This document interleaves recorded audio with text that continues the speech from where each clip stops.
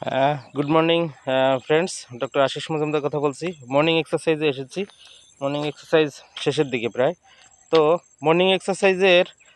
benefit কি সেটা আপনারা সবাই জানেন এবং এটা নিয়ে আমি অনেক ভিডিও করেছি তাছাড়া এটা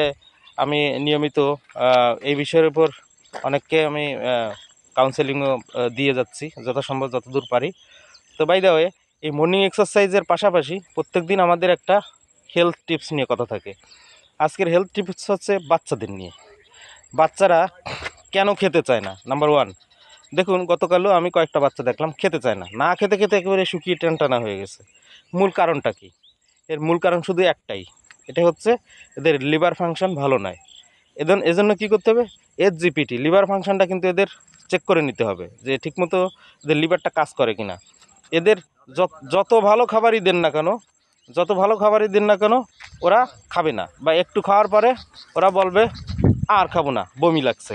তাহলে এইটার অবশ্যই নিশ্চয়ই কোনো কারণ আছে এই কারণটা আপনাকে খুঁজে বের করতে হবে এর জন্য কী করতে হবে মেডিসিনের ডাক্তারের কাছে অ্যালোপ্যাথি ডাক্তারবাবুর কাছে দৌড়াতে হবে সেখানে দেখবেন এক গাদা টেস্ট এটা সেটা করে আপনার বিল উঠে যাবে 5,000 10,000 যাবে কিন্তু আপনি যদি সময় মতো আপনার ব্রেনকে ইউজ করেন যে ছোটোখাটো সমস্যায় আমরা তো আমার বাড়ির কাছে ভালো একজন হোমিও ডাক্তার আছেই যেই থাকুক তার কাছে আপনি গিয়ে বিষয়টা পরামর্শ করবেন উনি যদি ভালো জ্ঞানী বা পড়াশোনা জানলেওয়ালা ব্যক্তি হন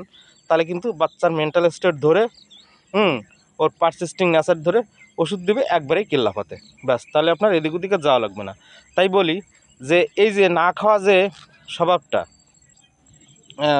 অ্যালোপ্যাথি বা মেডিসিনের ডাক্তাররা বলবে কি যখনই ক্ষুধা লাগবে তখনই খেতে দিবেন এটা কোনো সলিউশন না ও তো খাই না ও তো ক্ষুধা সবসময় লাগবে খেলাধুলা করছে দৌড়াদৌড়ি করছে তাতে ওর খিদে লাগবে না কেন অতএব তার যে তার যে মেটাবলিজম এটাও